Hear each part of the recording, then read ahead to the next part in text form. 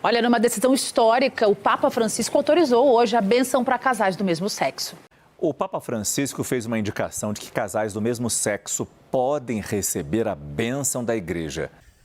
Bom dia, pessoal, amigos e amigas, seguidores do canal, inscritos, aqueles que têm nos ajudado a levar a palavra de Deus adiante. Eu sou Moisés Vieira e nós estamos aqui para mais um vídeo. Então, fica comigo e, se possível, se inscreva no canal, dê o seu like, faça seu comentário. O assunto hoje é um assunto muito polêmico, principalmente no que diz respeito às igrejas, né? As igrejas da atualidade. Então, vem comigo, fala o que você vai achar do assunto, faça o seu comentário, se você é a favor, se você é contra, porque o tema hoje é união homoafetiva abençoada pela igreja.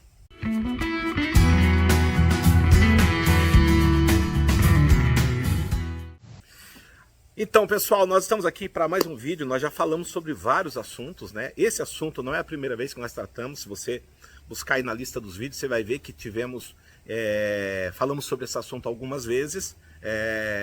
E o pessoal me cobra muito o meu posicionamento sobre esse tema, que é um tema até meio que faz jus ao nome do canal, né? Tabu Gospel. É um tabu no meio cristão, no meio religioso, e principalmente cristãos católicos, evangélicos. E agora, para ser mais preciso, a igreja de maior resistência sobre esse assunto, maior resistência que eu digo pela mídia, né? A igreja católica era até então a maior resistência, porque algumas igrejas evangélicas já abraçaram a questão da igreja de inclusão, né? Eu tem amigos meus, pastores, que já mudaram a visão da igreja e estão praticando a inclusão de pessoas homoafetivas ou homossexuais e tudo mais. E eu não estou aqui para criticar nem julgar ninguém. Eu estou aqui para tentar lançar uma luz sobre o que a palavra de Deus fala sobre esse assunto. E vou falar no final o meu posicionamento. Então, não saia do vídeo antes de ver o que eu tenho a dizer e o meu posicionamento também. É claro que eu sou uma gotinha no oceano, nesse mar enorme de religiosos ou de cristãos, mas é de gota em gota que se enche o balde, né? Então vamos lá. Antes de qualquer coisa, eu quero ler aqui um texto para vocês e aí a gente vai falar sobre o assunto, tá bom? Lá em 1 Timóteo 4,1 diz assim: ora, o Espírito afirma expressamente que nos últimos tempos alguns apostatarão da fé, por obedecerem a espíritos enganadores e ensinos de demônios. Então, o texto lá de Timóteo diz espíritos enganadores e espíritos de demônios. Então, preste atenção nisso. Primeiro, eu estava conversando com uma afilhada. Ela tem 7 aninhos de idade e a gente estava com a mãe, com a avó dela, conversando, trocando ideia, e essa criança lançou uma pergunta, né? Sobre meninos e meninas. E por quê? Porque ela conhece uma moça que é homossexual e essa moça, na verdade, ela se veste como um menino, se comporta como um menino e tudo mais. Então, para essa criança, ela é um menino. Só que aí a mãe dela e a priminha dela, da mesma idade dela, de 7, 8 aninhos de idade, fez um comentário, falou, mas ela é menina, porque ela tem... não usou esse termo adulto, né, que a gente usa, órgão de menina. Ela não tem órgão de menino, vocês me entenderam. E ela falou, não, mas ela usa roupa de menino, então ela é menino. E ficou esse debate das crianças e avó e mãe e tudo mais. E aí me veio aquela passagem da Bíblia lá em Gênesis, né, quando diz, e Deus os fez homem e mulher. Então, se você for analisar pelas escrituras, né, as escrituras apresentam aí o sexo masculino, o sexo feminino, homem e mulher. O terceiro sexo, biblicamente, até surge alguns comentários, mas numa forma reprovativa, reprovando. Vamos lá. O ponto é, o que que o Papa Francisco tem se posicionado, o porquê que ele tem se posicionado, ou o que ele acha disso tudo. Bom, após a declaração dele, que está sendo reportada aí em televisões, rádios, internet e tudo mais, ele meio que deixou claro que para ele, o Papa Francisco, não tem problema nenhum que as pessoas tenham que ser felizes e tudo mais.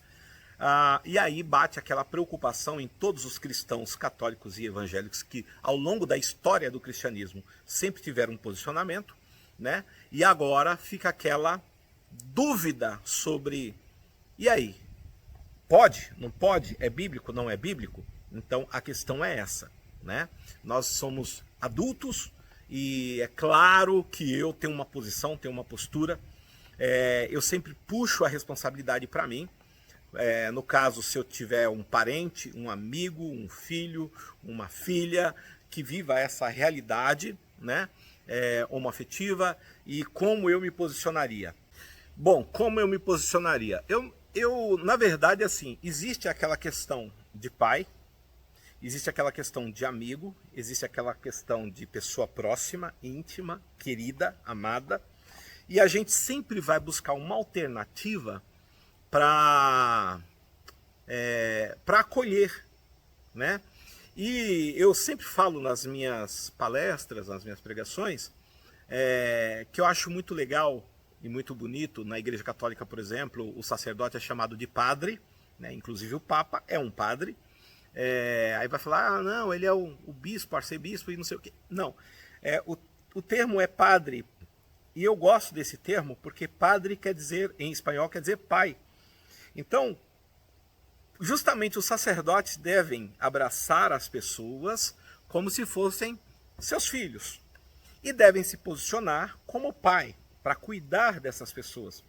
Então, a visão paternal a gente vai sempre procurar proteger os filhos que nós amamos, os filhos que nós queremos bem, os filhos que nós temos carinho, afeto e tudo mais. Mas sobre o Papa declarar em nome da igreja já é diferente.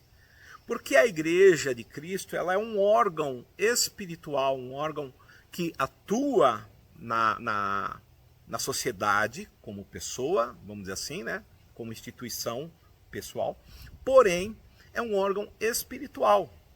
E espiritualmente falando, né? Ela tem que se posicionar segundo as Escrituras. E nessa postura do Papa Francisco, falando que vai abençoar a união homoafetiva, bom, primeiro, não tem como você abençoar algo que Deus reprovou. E por favor, eu peço aos meus amigos aí que são do movimento ou que são homoafetivos e tudo mais, que primeiro escute o que eu tenho a falar e depois dê a sua opinião. Estamos falando de cristianismo. E no cristianismo, que é uma religião que se baseia, que se norteia pelas Escrituras, então a união homoafetiva ela não é aprovada por Deus. Calma, eu não estou dizendo que você não possa ser feliz, que você não possa ficar com a pessoa, mas tudo tem consequência. Por exemplo, quando eu casei com a minha esposa, eu assumi uma responsabilidade material e espiritual diante de Deus com ela. Quantos casais você conhece que já começaram uma relação e não deu certo e sempre a gente vai ouvir como cristão, a gente sempre ouve, mas aquilo que é unido por Deus, o homem não pode separar e tudo mais, enfim. Então existe o respaldo bíblico para essas situações, para essas coisas. Eu não posso ir contra o que o texto, a não ser que eu elimine as Escrituras da minha vida, a não ser que eu elimine a questão teológica da minha vida, do meu modo de viver, porque o que Jesus trouxe foi um modo de vida que agrade a Deus. O que o Antigo Testamento e o Novo Testamento nos relata é um modo de vida que agrade a Deus. E quando você fala de agradar a Deus, aí você tem que atentar para o que as Escrituras dizem, homem e mulher. Moisés, e você? Bom, eu vou falar na minha posição, né, de pastor, de pregador do evangelho.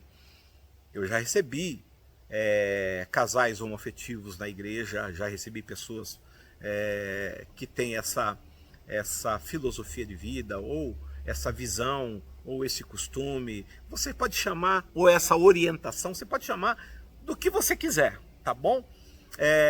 E eles se sentem bem na nossa igreja, porque eu não discrimino eles. Mas quando eles vêm falar comigo, quando eles vêm me perguntar, quando qualquer um, ou qualquer uma dessas pessoas vem me perguntar o que diante de Deus e das Escrituras, qual é a posição, eu mostro a posição bíblica. Olha, a posição bíblica fala isso, isso e isso. O resto é entre você e Deus. Se você está em paz com Deus, fique tranquilo. Mas o Espírito Santo que habita em nós, ele vai nos orientar acerca do que devemos fazer, o que é certo, o que é errado, diante de Deus. Vocês estão entendendo, pessoal? Então, Papa Francisco acertou? Não, o Papa Francisco errou. Ele pode dizer assim, o Papa Francisco, falar o nome dele lá, eu, na minha opinião, isso está tudo certo, mas ele não pode envolver a igreja nas decisões pessoais dele. Vocês estão entendendo, pessoal? Nenhum líder espiritual, nenhum líder eclesiástico, nenhum líder de igreja pode impor isso à igreja. Então, na verdade, o que o Papa Francisco fez foi destruir séculos de história de igreja, da Igreja Católica. E eu creio que meus irmãos católicos, pelo menos os conservadores, vão concordar no que eu estou falando. Você não pode pegar os séculos ou milênios, né, de tradição católica e bíblica e jogar na latrina, jogar no vaso sanitário e dar descarga. Você não pode pegar uma história de séculos, né, uma tradição de séculos e jogar fora. Jesus fala assim, olha, passarão os céus e a terra, mas a minha palavra não há de passar, a minha palavra não passará. Então a palavra de Deus, ela não passa, ela não muda, ela é imutável. Então quando o Papa Francisco fez isso, ele simplesmente se chocou de frente com a parede da tradição católica. Seria o mesmo que um pastor evangélico assumir uma postura que vai contra as tradições evangélicas. Então, se é errado, bom, biblicamente é errado. Biblicamente não tem essa permissão. Abençoar, não tem como você abençoar aquilo que Deus amaldiçoou. Está entendendo, pessoal? Então, se você pegar lá o texto, lá em Levíticos capítulo 18, né, no versículo 22, você vai ver que o Senhor Deus deixa muito claro, através da Escritura. Ele diz assim, não se deite homem com homem para ter relações, né, com ele como se fosse mulher. É abominação. Então, não precisa ir longe, né, sobre o ponto de vista de Deus nessa questão desse assunto tão delicado, desse assunto que é tabu. Deus está dizendo para homem não se deitar com homem como se fosse mulher, porque é abominação. Por quê? Porque o homem foi feito para a mulher e a mulher por homem. Então, biblicamente falando, eu estou citando Bíblia, tá bom, pessoal? Biblicamente falando, é abominação. Em outras palavras, é abominável ao Senhor. Deus não lança um olhar de amor, de carinho, de passividade sobre esse assunto. Deus já tem o posicionamento dele e por isso ele deixou escrito. É a abominação. Então, se o Senhor que eu digo que eu sirvo abomina esse tipo de coisa, como é que eu, um sacerdote, vou passar por cima da palavra desse Deus que eu digo que sirvo, né, indo contra ao que ele está falando? Como é que eu, um sacerdote cristão, vou contra o princípio que Deus estabeleceu? Aí é onde entra naquele texto que na abertura eu falei. As pessoas que que se apostataram da fé, elas estão seguindo espíritos enganadores e estão seguindo leis de demônios.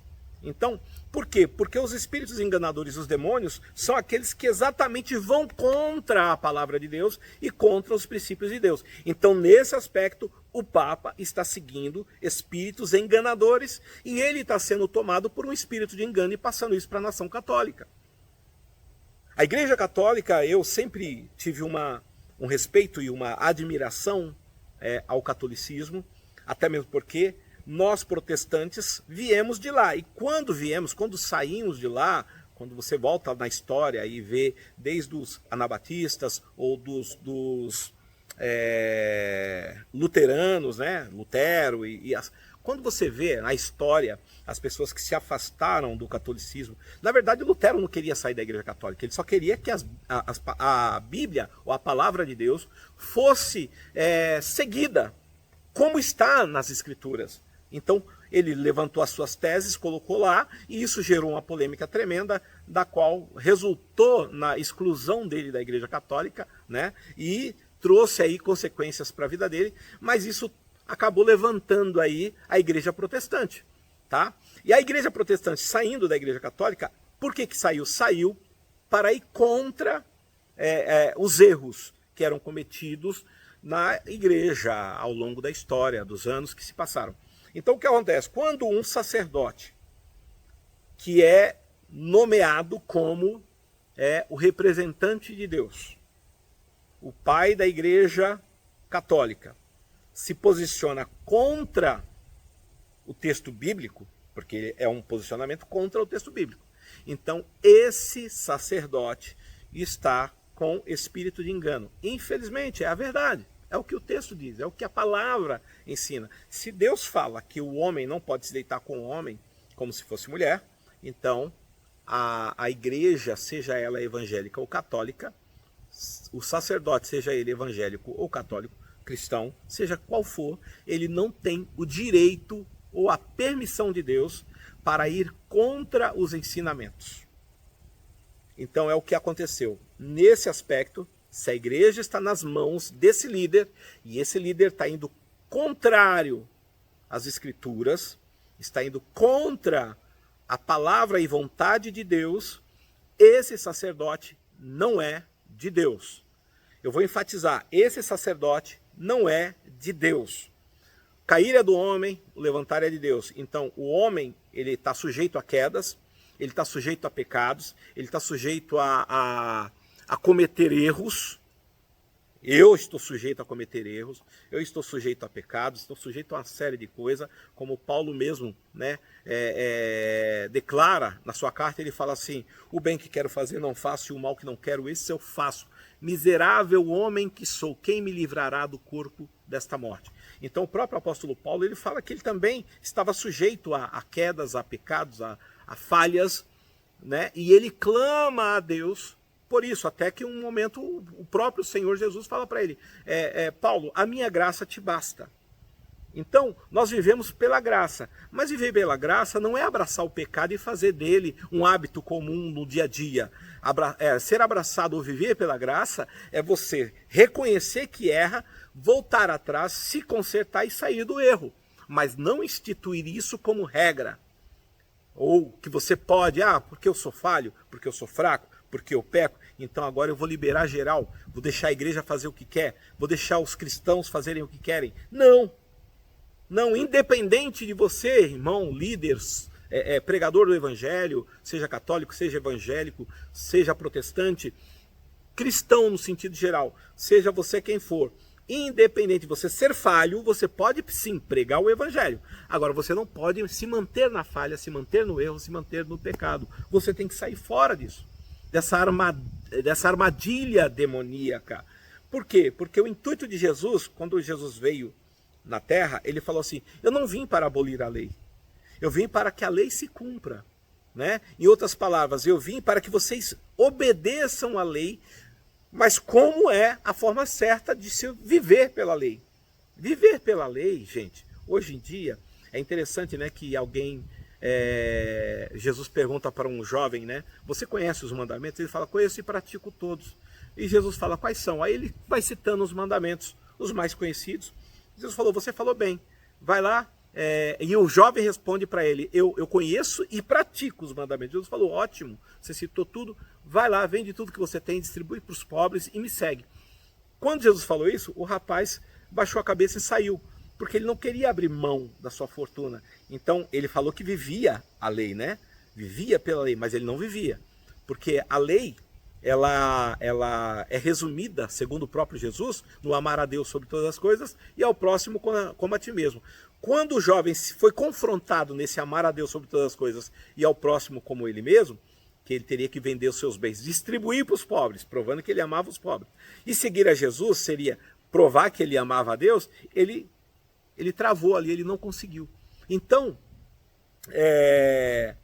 eu acho muito bonito quando Jesus fala assim, que o maior mandamento, ele pergunta, qual é o maior mandamento? Aí alguém responde, amar a Deus sobre todas as coisas e ao próximo como a ti mesmo. Jesus falou, nesses dois mandamentos aí, se resume toda a lei. Amar a Deus sobre todas as coisas e ao próximo como a ti mesmo. Vamos lá, para os nossos amigos que têm essa visão homoafetiva. Se você ama o teu parceiro, né? Você, meu amigo, ama o teu parceiro e quer viver com ele, bom, primeiro, o texto bíblico diz que você não pode se deitar com outro homem como se ele fosse uma mulher. Então, se você realmente ama ele, você não vai forçá-lo ou induzi-lo, né? Ou seduzi-lo para ir contra uma lei que Deus instituiu. A partir do momento que você vai contra a lei de Deus, você está trazendo condenação sobre a sua vida e sobre a vida dele. Você, minha querida amiga e irmã, se você ama uma outra garota, uma outra mulher, uma outra moça, e vocês duas vão se relacionar como se fosse um casal, né? Indo contra a natureza do que Deus instituiu, porque é homem para mulher e mulher para homem, você estará induzindo essa pessoa a cometer um pecado contra Deus. E aí eu te pergunto, se você que ama, você está disposto a condenar a pessoa que você ama? Ah, Moisés, está dizendo que eu vou para o inferno? Não, eu estou dizendo que está indo... Se a questão é as leis instituídas por Deus, porque eu ouço todos os dias as pessoas de relação homoafetiva falando assim, Deus é amor. Sim, Deus é amor, mas ele trouxe uma regrinha, instituiu uma regra, uma lei, onde as pessoas do mesmo sexo não poderiam se relacionar, como se fossem pessoas de sexo oposto, certo? Se ele, que é o autor da lei, deixa isso claro, e você vai contra essa lei, né? Você vai sofrer penalidade. Vai sofrer uma penalidade quanto a isso. Mas Moisés, eu estou condenado a viver sozinho o resto da minha vida, sendo que eu não sinto atração por pessoas do sexo oposto. Eu vou responder o que Jesus falou para Paulo. A minha graça te basta. Jesus diz para você que a graça dele te basta. O que isso quer dizer? Que ele vai cuidar de você. As pessoas estão muito preocupadas em seus direitos. Eu vou falar seus direitos sociologicamente falando, tá? Como ser humano. A gente quer muito os nossos direitos. Mas também a sociedade ela te dá direitos, mas ela também te dá deveres. Você também tem deveres a cumprir. Ah, mas agora a sociedade está permitindo, está consentindo, está até dando aval para que isso aconteça. Alguns países já liberaram o casamento de pessoas do mesmo sexo e tudo mais. Então, o que acontece? A sociedade está caminhando para isso. Vai chegar uma hora que vai ser permitido em todos os países, e até dentro das religiões, como já está acontecendo na Igreja Católica e já acontece nas igrejas evangélicas, né? Mas a questão a palavra de Deus ela não muda, ela é imutável. Então, o meu posicionamento sobre esse assunto, né, que eu falei lá no começo do vídeo, que eu daria o meu posicionamento sobre esse assunto é que eu, como ser humano, eu não quero que o outro ser humano seja condenado. Se eu pudesse pegar todo mundo, abraçar e levar todo mundo para o céu, eu faria isso. Então, como ser humano, e na minha limitação humana, eu compreendo, entendo e me compadeço, das pessoas que sofrem essas perseguições, que não podem se relacionar, que são discriminadas. Eu sou totalmente contra a discriminação, mas como sacerdote, eu não posso dizer para você, não, tá tudo bem, eu vou te abençoar. Até mesmo porque eu não tenho como abençoar algo ou alguém que Deus amaldiçoa nas Escrituras. Entendeu? Eu posso pegar, abrir as portas da minha igreja e falar assim, vem todo mundo para cá, eu vou abençoar a relação, eu vou oficializar a união, eu vou... Até mesmo porque eu não sou juiz de paz para oficializar uma união, né?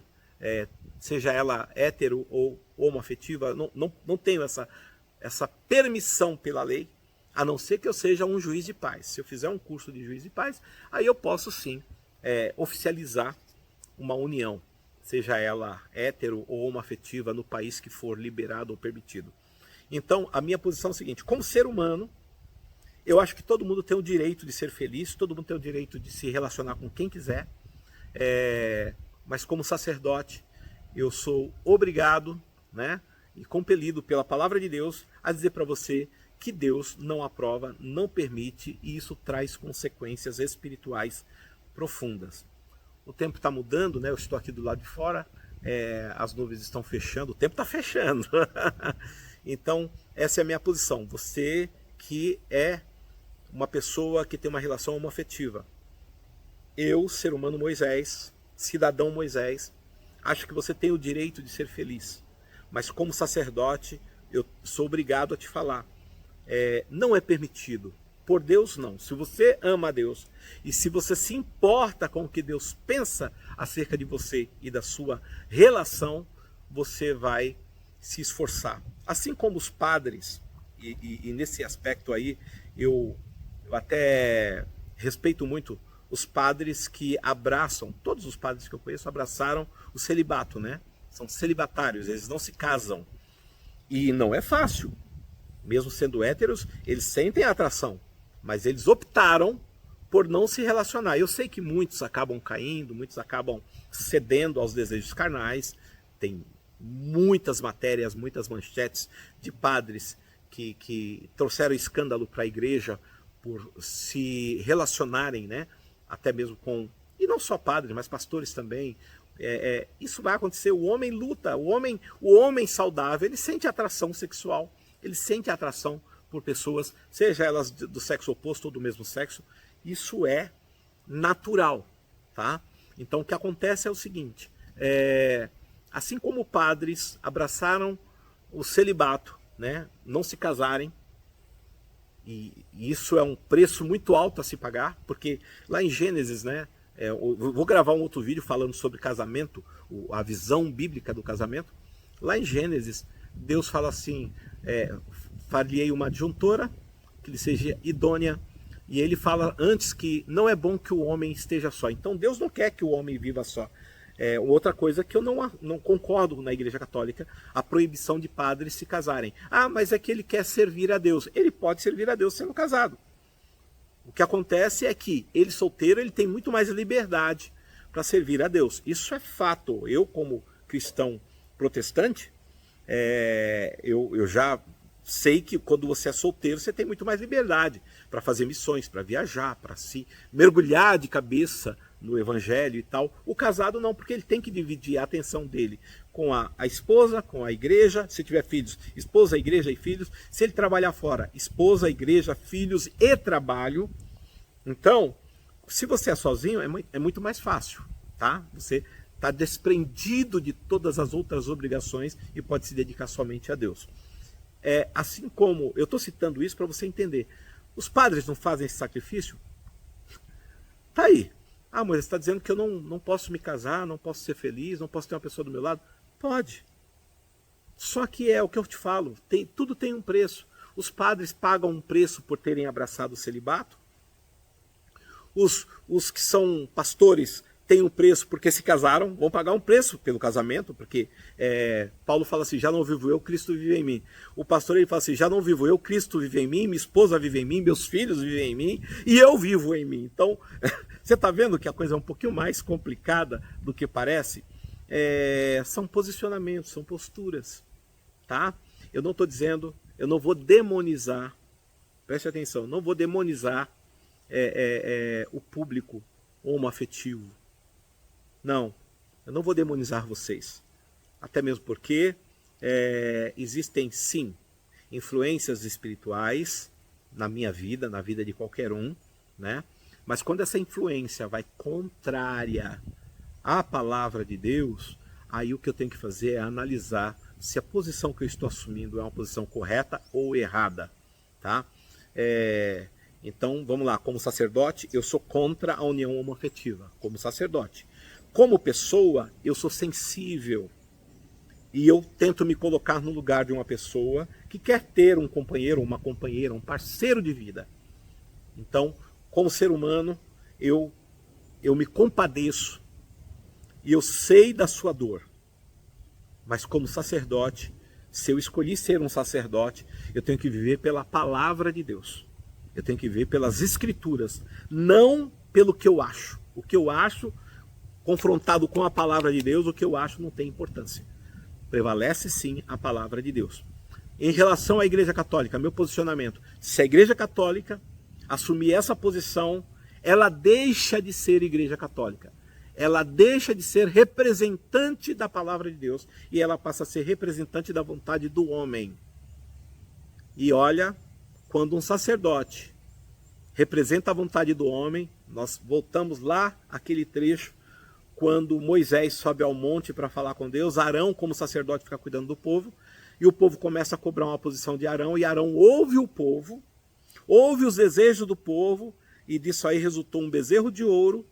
Isso trouxe morte e maldição para toda a nação de Israel. Então, quando o sacerdote ouve o povo e vai atrás dos desejos do povo e cede aos desejos do povo, isso traz consequências terríveis para o povo. Então, eu prefiro ser o sacerdote que permanece na presença de Deus e nas escrituras sagradas. Eu espero que você tenha gostado do vídeo e que você entenda, eu como sacerdote não posso concordar com o que o Papa Francisco está fazendo. Como ser humano, é o que eu falei, eu me sensibilizo e até fico naquela postura de, puxa vida, a pessoa merece ser feliz. Isso como ser humano.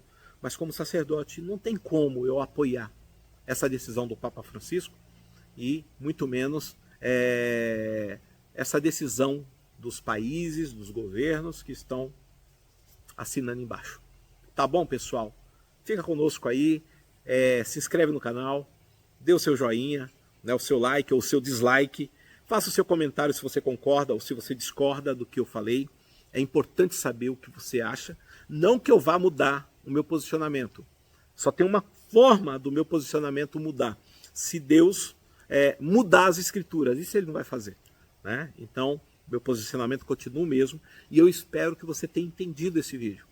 Eu não sou contra as pessoas homoafetivas, eu não sou a favor. Eu tenho um posicionamento bíblico sobre esse assunto.